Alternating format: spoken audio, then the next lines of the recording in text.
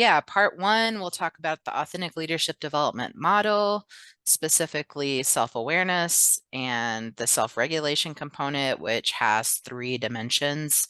So relational transparency, balanced processing, and authentic behavior, also called internalized moral behavior.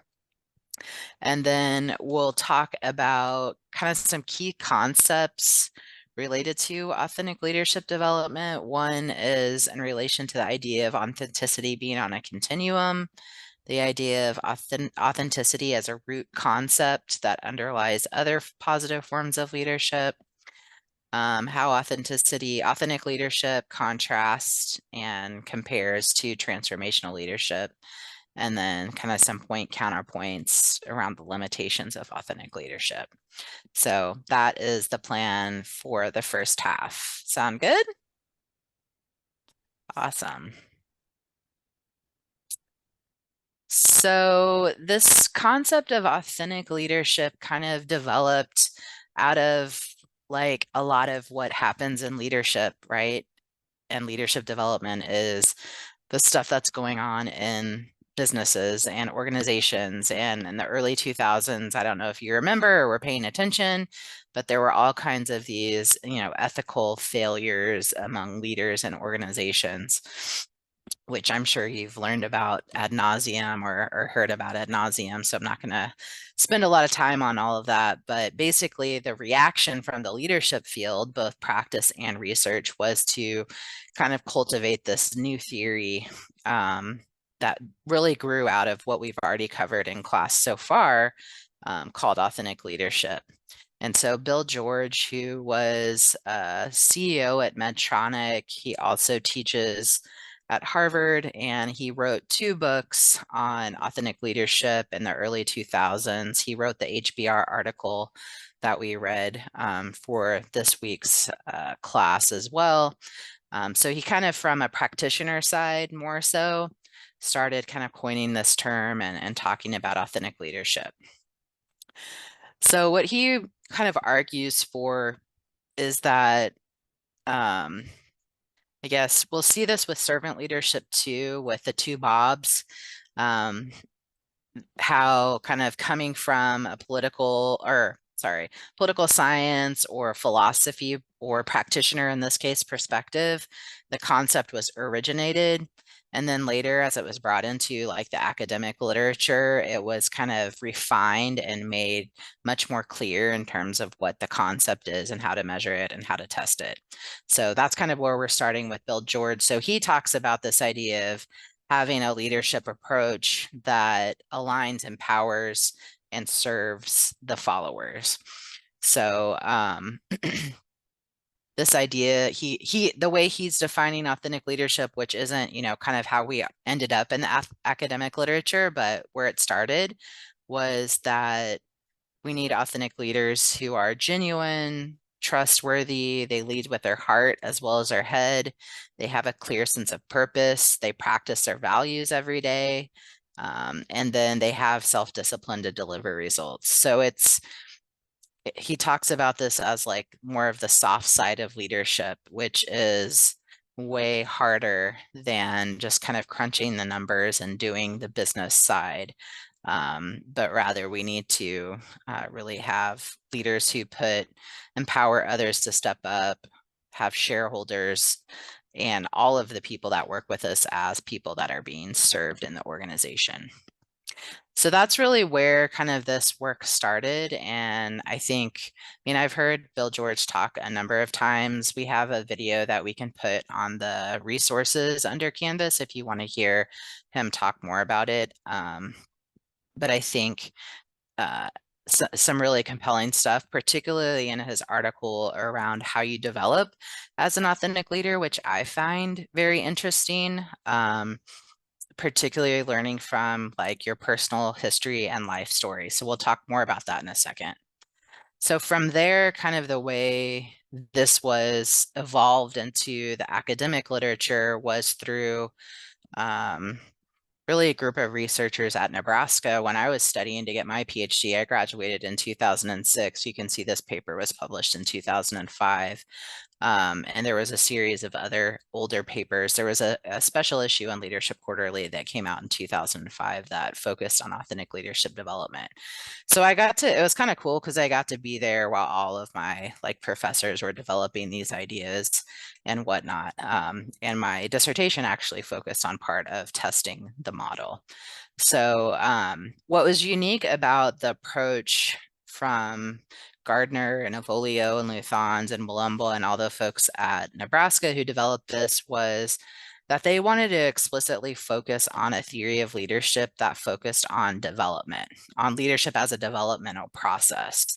So where we talk about transformational or ethical leadership or even servant leadership, we'll talk about later tonight, they're really styles of leadership, right? They're these behaviors that a leader is enacting. And, the more you enact these types of behaviors, the more you're considered aligned with that type of leadership style, right? And so the consequence of that is, okay, well, let's develop people to enact this style. So what started out as unique with authentic leadership development was that they wanted to model instead how authentic leadership develops between leaders, followers, your personal history, and the organizational context. What happened then later on, once measurement was developed and everything, was it kind of got boiled down to these 4 dimensions that we'll talk about and that you guys read about, which also could kind of reflect a style, right? The 4 dimensions of self-awareness, transparency, balance processing, and moral behavior. But where it originated and kind of the heart, the beginning, the initiative of this was like, we want to have a theory of leadership development that depicts this kind of more dynamic process. So we didn't read the self-paced model. It was included as a resource, but it's really thick and it's getting outdated at this point. But I think it is a really great article if you want to learn more about kind of this developmental process, then definitely, feel free to go back and dig deeper into that. But basically the model, and we're going to break it down into a few components. So one is just what's happening with the leader themselves, right? So there's these 2 kind of buckets, the self-awareness bucket and the self-regulation bucket.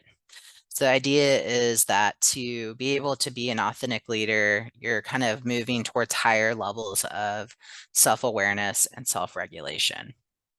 So self-awareness, as we'll get into in a minute, you can be aware of many different things. You could be aware of your values, your identity, your emotions, your motivations, etc. And then within self-regulation, they talk specifically about 3 kind of dimensions of how authentic leaders, people who are more authentic, would regulate their behaviors using these 3 processes of balance processing, relational transparency, and sometimes it's called internalized moral behavior. Sometimes it's called authentic behavior. That dimension has kind of been worded differently, but it has eventually kind of become one thing. So that's kind of the core. And when we talk about authentic leadership kind of as a style, I guess it has those 4 dimensions. So like the other forms of leadership, if you're higher on these 4, then you could be considered, more of an authentic leader. But the theory itself was more than that, more than just like these 4, because it also included how you get to be there, right? How do you develop into someone who has these higher levels of authentic leadership, these 4 dimensions? So one of the things they talk a lot about are the antecedents, including both personal history as well as trigger events. We'll dig deeper into that, but that's an important aspect of this, is that those components are feeding into the development of authentic leadership. The other one, which is the context, right? So this idea of authentic leadership isn't necessarily going to be possible to develop in every context, right? So imagine you're in a very competitive culture that's elitist and people are doing naughty things everywhere, skirting the rules. They don't really, you're just a cog in the machine. It's going to be hard to develop and thrive as an authentic leader in that organizational context, or even you could think of it as a societal context as well. or family context, right? And so, again, another important part of this theory is that they were saying, okay, for these four dimensions of authentic leadership to really develop and thrive, not only do you need these antecedents of personal history and trigger events, but you also need a supportive context that's inclusive, ethical, caring, and strengths-based. And then the other part of this theory that I think is really cool is that they, for the first time, actually include followers in the theory of leadership, which we haven't really seen yet, right? We've always seen it being about just the style that the leader is doing. So basically, this authentic followership process mirrors what we have on the authentic leadership side. So you can kind of forget the leadership and followership part and just think of these as two people, right? Here's a leader or a follower, a person, here's another person, and they're interacting with each other to kind of raise to higher levels of authenticity. So I kind of think that's cool about this model too. The reason why the modeling, and we'll talk about role modeling as kind of the key influence or mechanism of influence. Remember how we talked about different theories have different mechanisms of influence? That's what really distinguishes how they work. So with authentic leadership, the mechanism of influence isn't like charismatic where you're actively trying to change the followers' values. Instead, the mechanism of influence is simply role modeling. So the more that the leader, or this person on the left, we'll say it's the leader, um, you know, demonstrates and practices higher levels of these four behaviors, the followers going to see that and start to emulate that based on their own antecedents and based on that same climate that they're embedded into.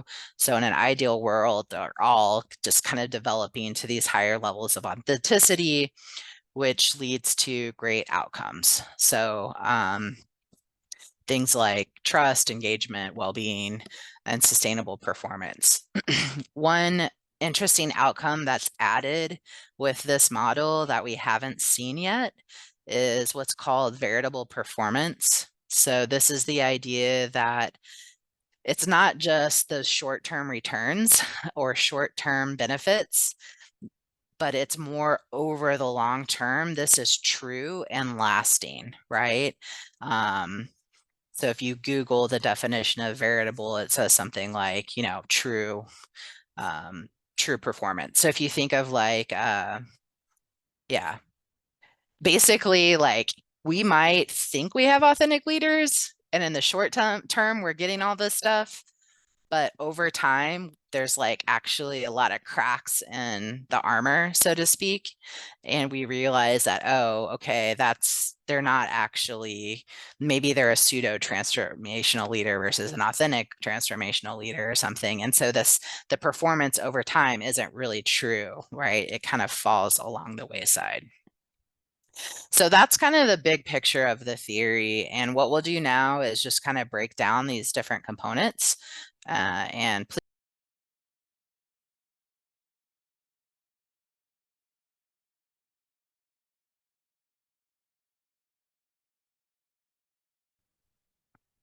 So let's dig into self-awareness a little bit, which is really at the heart of the authentic leadership development model. So this is Becky's model of self-awareness, which may not make sense to you, but in my mind, it's really helpful for understanding the way I think about self-awareness. So let me try to explain this to you. At the bottom, if you think of the triangle almost as like your memory or your working memory and your long-term memory, short-term, long-term memory. So that's like the stable part and the transient part. So we have a lot bigger area in our long-term memory, right? There's a lot more information we hold in our brains that isn't available to us in the moment, but it's in there, right? So like right now, I might not be thinking about what my strengths are, but it's in my brain and I could call it up from my long-term memory and talk with you about it. Versus what I consider like more transient level self-awareness, if you think of it as your working memory, your short-term memory, like right now, what are you experiencing? What are your emotions right now? What are you thinking right now? What are your motivations right now? So that is fleeting, right? So that's why it's, to me, I put it at the top of a triangle because it's like less area, right? We have less capacity there. So I kind of think of self-awareness on these two levels. So we have this more stable kind of aspect, like it can change, like we can become more aware of our values, identities, strengths, and weaknesses. But overall, like once you kind of raise that awareness, like you're aware of it, right? Those things aren't probably changing day to day, moment to moment. Whereas at this awareness in the moment level, like sometimes, like, I don't know, like you disassociate from like your body and you just get through whatever it is you're going through. You don't have that kind of mindfulness of what's happening in the moment. So I think of self-awareness at these kind of two different levels. A lot of what we talk about in the authentic leadership development literature and the leadership literature overall is this kind of more stable content of self-awareness. More and more mindfulness and things like that are becoming discussed and important. But most of the stuff we'll talk about here is at this lower level, but I think both are important. So anyway, that's Becky's model of self-awareness. You're welcome, if it helps. So when we look at like the official quote unquote definition of self-awareness, it's really thinking of yourself as an object. So like if I'm looking at this glass right here, I am this glass, I'm clear, I have this roundish shape, I'm empty mostly. Now I am. So I look in my, or even you think of self looking at yourself in a mirror, right? You see what's reflected back to you. How aware are you of that? Another way that the authors kind of talk about it is just having that understanding of how you make meaning of the world and how that process impacts how you're viewing yourself over time. Um, So, to what degree is the leader aware of their strengths, limitations, how others see them, and how the leader impacts others? So, an item actually on the scale is you can accurately, as a leader, you can accurately describe how others view your capabilities. So, like last week, the reason I'm asking about this is not just to try to tie what we've been talking about into our current discussions, but also because of that, those antecedents of authentic leadership, right? And so that's one of the main antecedents. The thing that helps us be more self-aware is really learning from our life story.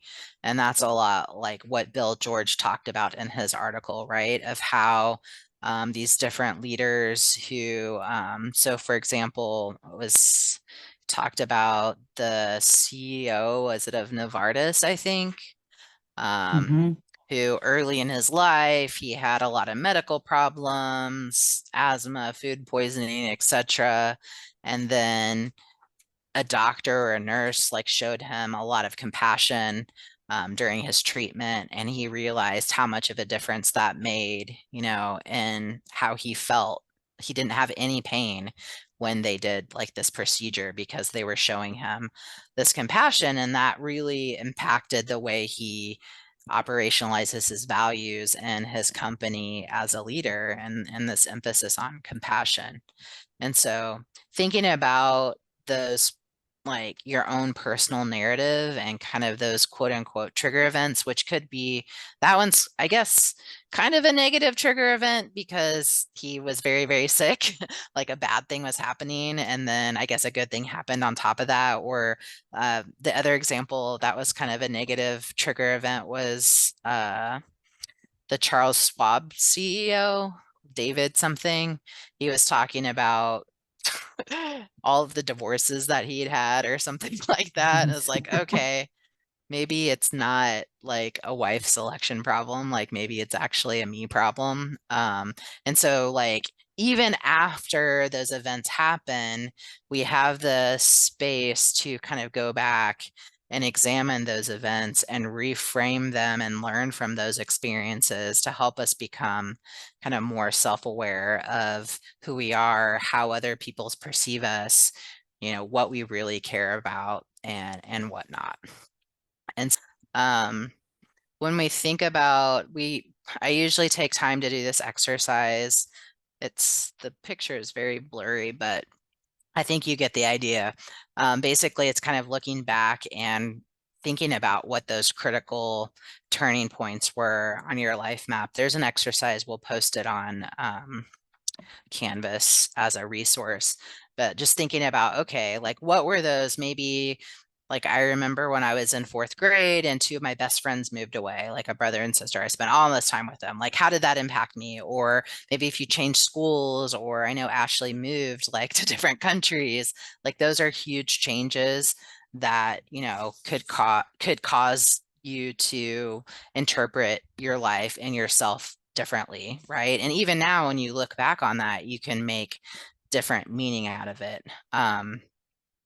Another thing, but I think the other thing about trigger events is that they don't have to be negative. They could be positive too. And they don't have to be big. They could be small. It could be as small as like a conversation. Like I think I talked with you a little bit about my coach and the conversation we had about, oh, you're going to go play for Louisiana Tech. And I'm like, what? Like totally in that moment, just changing like my expectations of myself through that conversation. So it doesn't have to necessarily be, I had a heart attack, right? It could be something small. It could be something positive. There's this great video that maybe Ashley could post on Canvas that talks about everyday leadership and this idea. It's like a 6-minute video. This guy's talking about lollipop moments because he gives these people a lollipop on their first day of college. Long story short, have you guys seen this? The one of the students was going to leave because she was just like, I can't do this. She ended up staying because this guy was so nice and like made a big difference. And he didn't even remember the event. And she ended up actually marrying the guy that he kind of introduced them together to. Anyway, it could be small. It could just be a small thing like that as well. It doesn't have to be big. But I think the thing is, like, we go through a lot of these events and experiences without really thinking about them or making sense about them or integrating them into like our understanding of ourself, our self-awareness, our sense of self.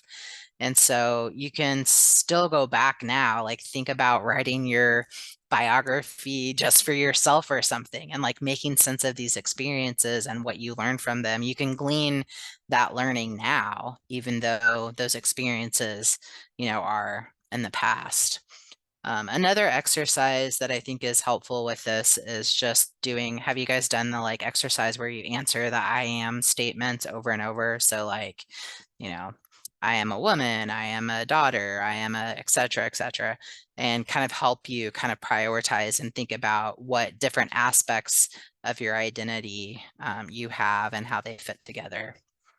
So self-awareness is a huge part of authentic leadership. And it's interesting because I think it's the only leadership theory really that I can think of that explicitly talks about self-awareness as a key component, but yet it's considered such an important part of leadership.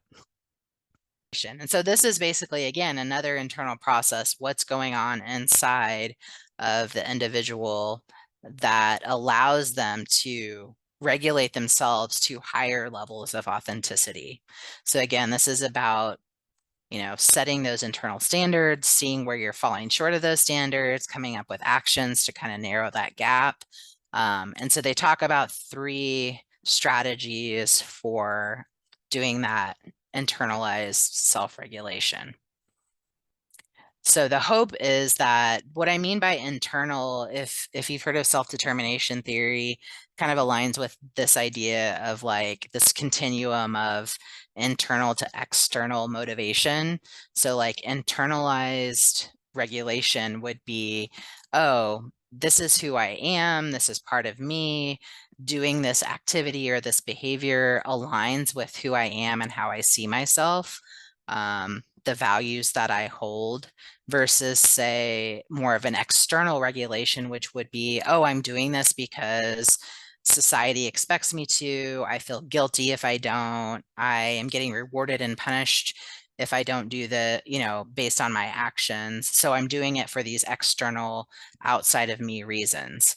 So the idea with authentic leadership is you're able to kind of move towards this more internalized strategy for self-regulation. So each dimension, and I'll pause after each one and see if anybody has questions. The first one is called relational transparency.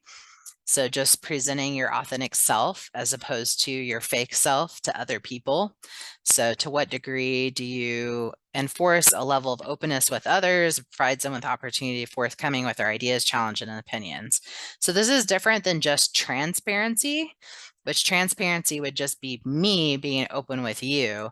Relational transparency means that we're able to both be open with each other, right? And so it's a dyadic kind of evolving process where over time, hopefully, we're able to both be more and more true to who we are and bring our whole selves to our relationship, to our leader-follower relationship.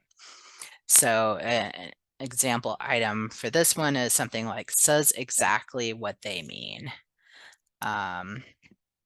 Any thoughts or comments on this dimension relational that I think I know we had a lot of conversations about this at Nebraska when we were, discussing these components was like, is it really a good idea to just be completely open and transparent about everything? Like, is that too much information sometimes? Is that inappropriate sometimes? And I think the idea of the relational is that it's us together moving to higher levels of basically bringing our whole selves to the relationship. It doesn't necessarily mean that as a leader on day one, I'm going to walk in and spill my entire, I don't know, drama or history or whatever with you. But it means that together we're, kind of building this trust and this openness, and we're moving towards those higher levels of that. Yeah, Victoria. It's a really cool paper that some of my colleagues from Nebraska did, Paul Lester and Gretchen Vogelsang, and they talk about this idea of swift trust and how it relates to relational transparency, because like in some situations, particularly when maybe the team members are quickly rotating, like you're working with certain group and then half of like imagine like an emergency room or something. Like suddenly you're with this group, this team, another response you're with this team, like it's just shifting. So okay, well, we don't really have time to like develop through this process of growth and trust and transparency together. So how can we more quickly develop those levels of trust that will allow us to interact together on this kind of high performing team situation where it's so important that you're sharing not just, this is more, I think, anchored towards like yourself, I guess, like who you are, bringing your full self. But I think it also relates to this idea of like, what mistakes are you making? Are you telling hard truths, things that might not be something that people want to hear? Are you, expressing those thoughts clearly? So, I have this like on my team. I can go to certain people and they'll agree with my idea. Oh, Um, and then I know if I go to other people, they'll tell me really what they think, and those are the people that like are willing to tell me the hard truth. I think because we've been able to develop this level of trust and like openness to where it's like not going to threaten our relationship if somebody's like, no, you're forgetting about this critical thing, and we can have quote unquote task conflict without it damaging the relationship. We're just saying what we mean and what we think. And I think sometimes other people are like, what the heck is going on here? But it's like, yeah, this is how you get to better outcomes in a lot of ways because you're It's like that sharing for that and critical against. Yeah. information. Advisor who Bruce Avolio, who's published a lot in this authentic leadership stuff, has also written a book called the No People. So instead of like the yes man, that just like kind of goes along to get ahead, he's like, what about the no people, the people who are going to tell you no and disagree with you, and how important that is. It kind of goes along with that idea of like intellectual stimulation and challenging kind of your base assumptions and being willing and transparent and open to be able to do that in a dyadic relationship. Which will help you gain higher levels of self-awareness because you're actually getting to kind of the core of those issues. Another one that I think is also sometimes a little misunderstood, the way it's been translated over time, but the way it was originally thought about is this idea, balance processing, of that it's kind of become balancing information when you make a decision. So like I'm going to look at my side of the decision and also your side of the decision and bring like alternative perspectives together and then make a decision. But that's not really how the um, concept originated. The concept really was focusing on self-referential information. So imagine you're getting like 360 feedback or something, and like there's some people who say all this great stuff about you, and then other people who are criticizing you. Like a leader who practices balance processing will try to not be biased in understanding that information. So it's not unbiased processing because we are still biased, but we're at least trying to recognize those biases and look at the full picture before kind of coming to, uh, you know, uh, our end point of view, I guess. And so the idea here is that this will help us become more self-aware as well, because we're learning more about how other people see us, and how we're communicating who we are to them. And we're going through that kind of like upward spiral, hopefully, of authenticity development.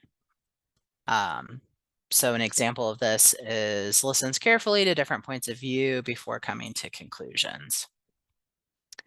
It was originally developed, I think, in the process of getting operationalized, some of that was lost. And now it's kind of thought more of as like, oh yeah, you look at different perspectives when you make a decision.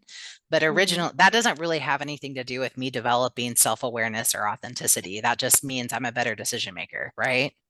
Um, so I think originally it was definitely, yeah, anchored on almost like ego threatening feedback, and Oh, how like to become more self-aware, like you're willing to take other people's perspectives about what challenge you when they're doing that intellectual stimulation and challenging your assumptions. Like you listen and you pay attention and you process it and think about it.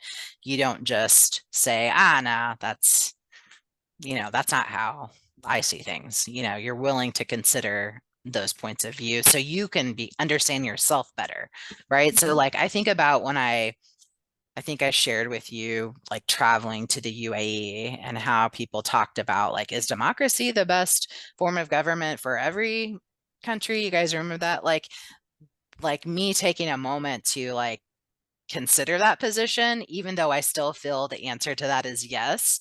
But now I have more self-awareness around that as a value for me versus like before I walked in there when I was just like taking that for granted. So, yeah. okay, got it. And then the last dimension is internalized moral perspective, or also called authentic behavior, or internalized regulation. So again, this kind of gets back to what I was talking about earlier about having that more intrinsic or internal focused standards that you're comparing yourself to. So it's not about my rewards and my punishments and what society expects or what my mom wants me to do, so I don't feel guilty about it, right? It's more about I have these internal values, standards that I'm using to guide my behavior, and I'm acting aligned and consistent with those internalized values. So, to what degree does the leader set a standard for moral and ethical conduct? They make decisions based on their core values. Any thoughts? So, as I mentioned before, the different frameworks of leadership we're learning about all have different kind of mechanisms of influence. For authentic leadership development, the mechanism of influence is role modeling.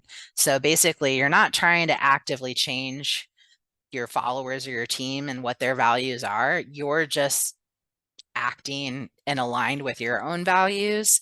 And as a result of that, other people, and as a result of you practicing transparency and balance processing, they see you doing that.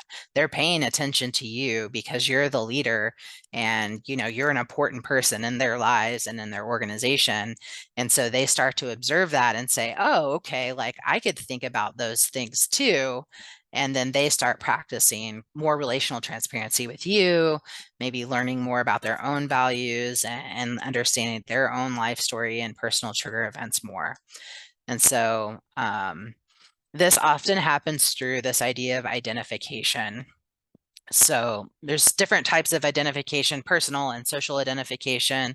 So personal identification is that the beliefs that, so like when I see my authentic leader raising higher levels of authenticity, I think, oh, wow, I can be like that too. I'm connecting to how they're leading and how they're becoming, and like identify with them as a person, versus social identification, which would be more kind of identification with the group. So I feel pride and belongingness in the group. Um, I think being a part of this group is a really important part of my identity. This idea of exemplification or identification is really kind of what is driving the influence of the authentic leader. So it's more of a passive form of influence, that it unfolds over a longer period of time, versus kind of what we've talked about with some other of the forms of leadership. And then we've already talked a little bit about the authentic follower. So the cool thing about this is they actually include this in the process, right? So the authentic followership kind of mirrors this authentic leadership development process. So the same trigger events, the same idea of self-awareness, self-regulation, basically this process of developing to higher levels of authenticity is embodied within the follower as well. And then a key outcome, we'll post this video, Ashley, because we don't have time to watch it, but there's tons of great videos of Michelle Obama speaking. We're trying to think of an example of someone to kind of like epitomizes a lot of these authentic leadership characteristics or behaviors. I just pulled some of the quotes that she's famous for saying that I think kind of typify like her level of self-awareness, like the first two. I don't invest any energy in these negative attacks because I knew who I am. It'd be hard for me to edit myself and still be me. So it's this idea of being true to herself. Um, she's talking about kind of the values that she holds, those aspirations that she holds in terms of, justice and whatnot as well. And so, it's hard to kind of point to someone and say they're an authentic leader because authenticity isn't an either or thing. So when you think of authenticity, you can think of this idea of a continuum of authenticity. So you can be more or less authentic, right? So at any point in time, Michelle Obama or me or you or your leader, whatever, we're kind of living somewhere along this continuum of authenticity, of practicing self-awareness, balanced processing, relational transparency, authentic behavior. Um, it's not necessarily that that's what I am, right? It's funny because one of the videos on the positive leadership playlist is on Neil deGrasse Tyson. And I was like, maybe we could show that video because a lot of the stuff that he talks about really does relate to like, people told me that I shouldn't study astrophysics because they needed me to study other things, but like that was my passion. So like that's what I'm going to do. And like he was very self-aware of that and acted aligned with that and whatnot. But then of course there's always some scandal that yeah, I don't know if it's true or not, but he was like accused of sexual misconduct. So it's like, okay, it's really hard to put somebody on this pedestal of being an authentic leader because over time, maybe they move up and down this continuum, and then like your model of of that isn't true. That's why I think it's really important to think about this as a continuum, like a sliding scale. And our goal is to move kind of more and more towards the authentic end of the scale. Yeah, Elaine. Like at any point in time, like an individual could be more or less authentic. So it's not like a black or white either or. You are, Elena is an authentic leader. It's like, well, you're more or less of an authentic leader today than you were yesterday. So it's looking at more of a dynamic process because these Is are that practices. from Like there are times in my life, and I imagine everyone has experienced this, where I didn't act perfectly aligned with my values. And there are other times that I definitely felt like I was living, to be the best me. Maybe some of that was due to my context, and maybe some of that was due to my poor self-regulation practices, right? But the idea is that it's not black or white. We're moving up and down this. Whether you know that about me or not in those situations as a follower, I mean, that's hard because, then we have the follower perceptions in there as well. It's like, how do you know if I'm living aligned with my values? Like I say this is my value, but it's not. Maybe I'm a pseudo authentic leader, like we talked about before. So would there be another key aspect of authentic leadership is this idea of it as a root construct, which is also unique by design of the people who kind of developed this framework. So the idea is that your tree, your style of leadership, if that's the tree, can look like anything, but what is under the roots, what's under the ground, whether that's kind of your true authentic self, that's feeding into that style, makes you authentic or not.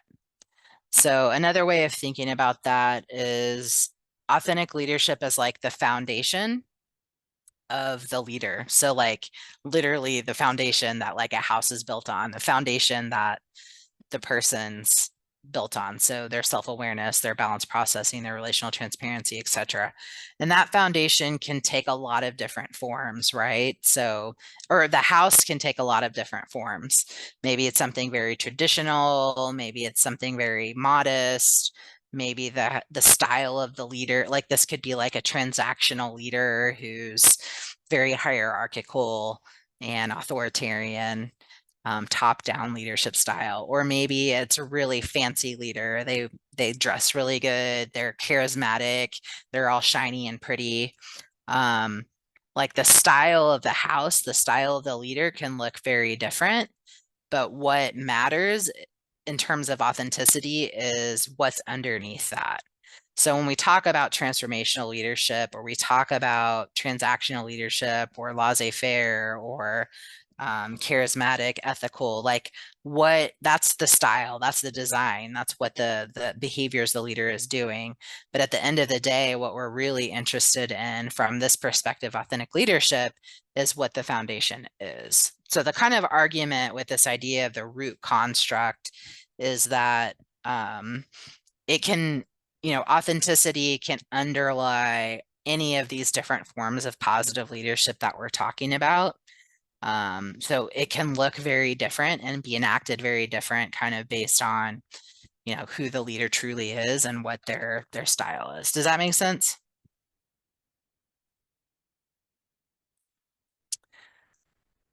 We're gonna skip over AL versus TL for the sake of time. Um,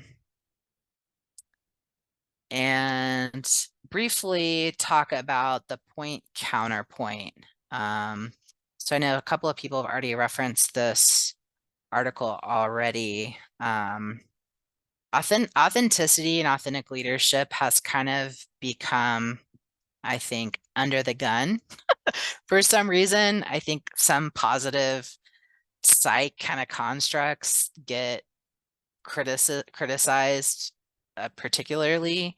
And I think that's a case that we've seen with authentic leadership as well.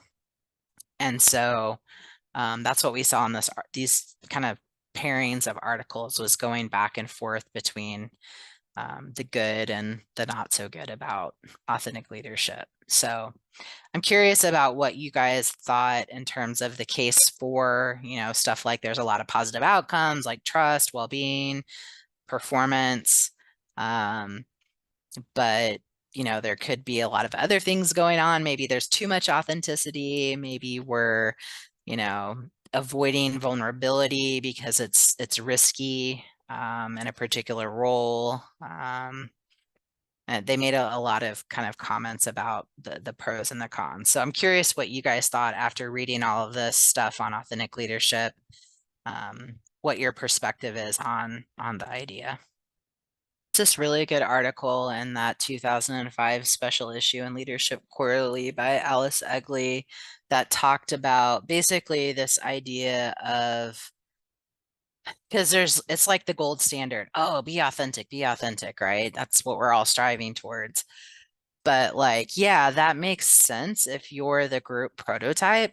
So like if I represent what the group should be, and then bring my true self to the group, there's no risk there, right? Because like I'm not really vulnerable. But if I'm not, if I'm a woman or, I'm not in the dominant group prototype, then like actually bringing my true self could make me a lot more vulnerable in that sense. So then I think, yeah, is authenticity more of just a privilege that, yeah, we all want to strive toward, but is that really realistic?